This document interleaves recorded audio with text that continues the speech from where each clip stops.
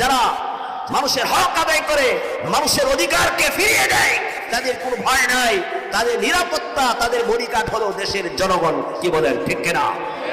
আপনি যখন অত্যাচার করবেন, জুলুম করবেন, দেশের টাকা বিদেশে পাচার করবেন, অন্যায় করবেন, তখন একা একা চলা খুবই কষ্টকর হয়ে যাবে। কারণ হলো আপনার উপর আক্রমণ আসবে। যখন জনগণের হক আদায় করবেন, মানুষের অধিকারকে আপনি ফিরিয়ে দিবেন, দেশের টাকা বিদেশে আপনি পাচার করবেন না, তখন গোটা জাতি আপনার দেহরক্ষী হয়ে যাবে, মানুষ আপনাকে নিরাপত্তা দিবে। কি বলেন, ঠিক কিনা?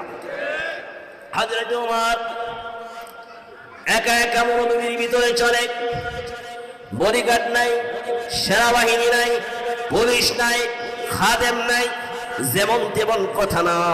একটু চিন্তা করবেন, এই সমঝানে কি বাত নেই, সমঝনে কি বাত হয়, এটা বোঝানোর জিনিস না, এটা হলো বোঝার জিনিস। কি বলেন, ঠিক না?